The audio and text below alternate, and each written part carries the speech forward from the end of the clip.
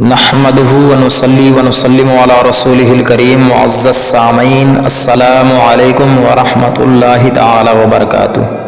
امید کرتا ہوں آپ سب بخیر ہوں گے۔ آج میری گفتگو کا جو موضوع ہے وہ آپ اسکرین پر ملاحظہ فرما رہے ہیں، اسی کے ضمن میں چند باتیں پیش کروں گا۔ آپ سے گزارش ہے آپ غور سے سنیں اور اپنے دوست احباب تک پہنچا کر ثواب دارین حاصل کریں۔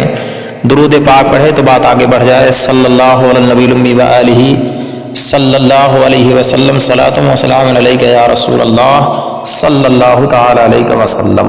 حضرت مولا علی شیر خدا مشکل کشا رضی اللہ تبارک و تعالی عنہ کا فرمان عالی شان ہے۔ آپ فرماتے ہیں کہ 6 چیزوں سے بچو، اس سے غریبی اور محتاجی آتی ہے۔ لہٰذا پیارے وہ 6 باتیں میں آپ کے سامنے پیش کرتا ہوں، آپ غور سے سنیں اور ان چیزوں سے بچنے کی پوری کوشش کریں تاکہ اللہ تبارک و تعالی ہمیں غریبی اور محتاجی سے دور فرمائے۔ سب سے پہلا ہے، فرماتے ہیں جلدی جلدی نماز پڑھنے سے۔ جو بھی جلدی جلدی نماز ادا کرتا ہے، خواہ مرد ہو یا عورت، اس کی وجہ سے اللہ تبارک و تعالی ایسے نماز سے بے نیاز ہے۔ بعض لوگوں کو دیکھا جاتا ہے کہ بڑی تیزی سے وہ نماز ادا کرتے ہیں، نہ صحیح سے رکوع کرتے ہیں نہ صحیح سے سجدہ کرتے ہیں۔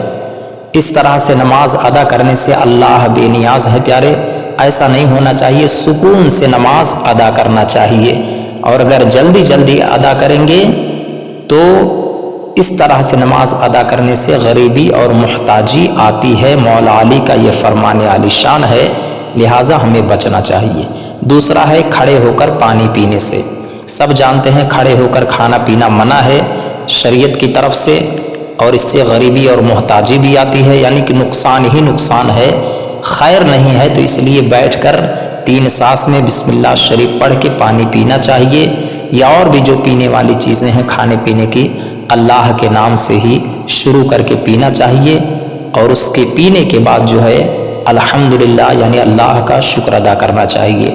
تو مولا علی رضی اللہ تبارک و تعالیٰ فرماتے ہیں دوسری جو چیز ہے وہ یہ ہے کہ کھڑے ہو کر پانی پینے سے غریبی اور محتاجی آتی ہے، لہٰذا اس سے بچو۔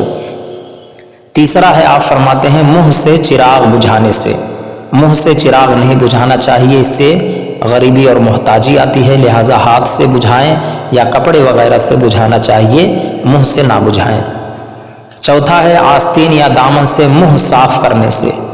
بعض لوگ ہوتے ہیں وضو کرنے کے بعد فوراً اپنے کپڑے میں ہی جو ہے اعضائے وضو کو پوچھنا شروع کر دیتے ہیں، اپنے چہرے کو صاف کرنے لگتے ہیں اپنے ہی کپڑے سے، آستین یا دامن سے۔ ایسا نہیں ہونا چاہیے، اس سے جو ہے غریبی اور محتاجی آتی ہے، اس لیے اس سے بھی دور رہنا چاہیے۔ کبھی بھی اپنے دامن سے آستین سے منہ صاف نہ کرے۔